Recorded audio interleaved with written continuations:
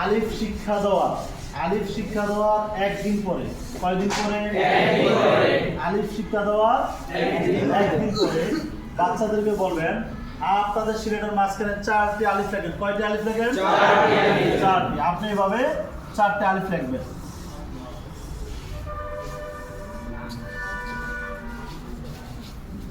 এই এরপর বলবেন প্রথম আলিফ বাদ রাখিয়া শেষের 3টে বই মিলিয়ে দাও। চতুর্থ নাম্বারটা এভাবে গোল করে দেন। এখন হয়ে আছে আল্লাহ। বলো আমার সাথে দে। আলিফ লাম হা আল্লাহ। এরপর আল্লাহর পরিচয় দিবেন। আল্লাহ কে? আমাকে সৃষ্টি করছেন, আমাকে খাওয়া দাওয়া এগুলো পারবেন? এটা হচ্ছে বইয়ের পড়া, বেলায়েত সাহেব হুজুর রহমতুল্লাহের নুরানি পদ্ধতির বইয়ের পড়া। আর বেলায়েত সাহেব আমাদেরকে পড়াইছে একটা পড়া, এটা কোনো বোর্ডে এখন পড়ায় না, শুধু আমাদের সময় যারা ক্লাস করছে হয়তো ওই সৌভাগ্য তাদের হয়েছে শুধু। হ্যাঁ বলেন 3 6 9 বাদ দিয়ে 3 6 9 বাদ দিয়ে 5 12 কে গোল করিয়ে বাকি সব মিলিয়ে লা ইলাহা ইল্লাল্লাহ। বাচ্চাদেরকে আলিফ শিক্ষা দেওয়ার একদিন পর আয়েশা বলবেন আপনাদের সিলেটের মাঝখানে সুন্দর করে 12টি আলিফ লেখেন। কি বলবেন? 12টি আলিফ। আপনি এদিকে লিখে ফেলবেন।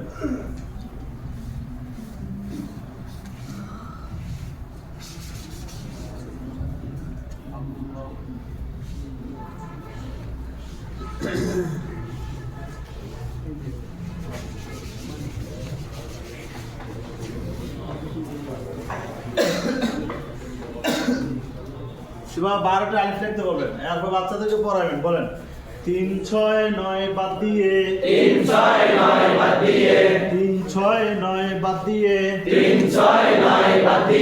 5 12 কে গোল করিয়ে 5 12 কে গোল করিয়ে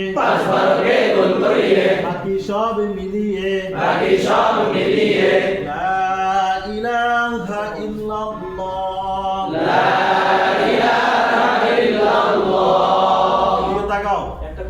হ্যাঁ 2 4 5 6 7 8 9 10 11। আচ্ছা আরেকটা বাড়াই দিই। তাকাইছো? 3 6 না বাদ দিয়ে এটা কয় নাম্বার আলিফ? 1 2 3 নাম্বারটা বাদ দিলাম। হ্যাঁ এরপরে 4 5 6 নাম্বারটা বাদ দিলাম। 7 8 9 3 6 9 5 12 কে গোল করিয়ে 1 2 3 4 5 নাম্বারটা গোল করলাম। এরপর 6 7 8 9 10 11 12 নাম্বারটা গোল করলাম। আর বাকি সব মিলিয়ে আমরা মিলিয়ে দিই।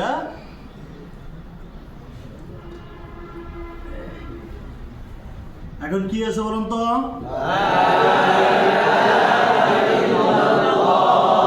বলেন 3 6 9 বাদ দিয়ে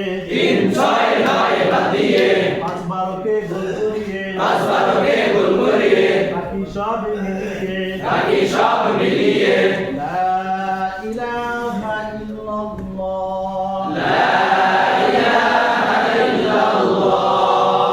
কোনো মাবুদ আল্লাহ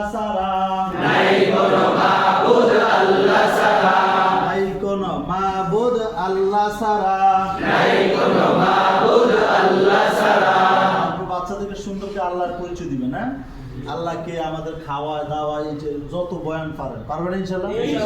হ্যাঁ তো এটা কোন দিন শিখাইবেন? আলিফ শিক্ষা দেওয়ার একদিন পরে। হ্যাঁ আচ্ছা বিশেষ করো বড়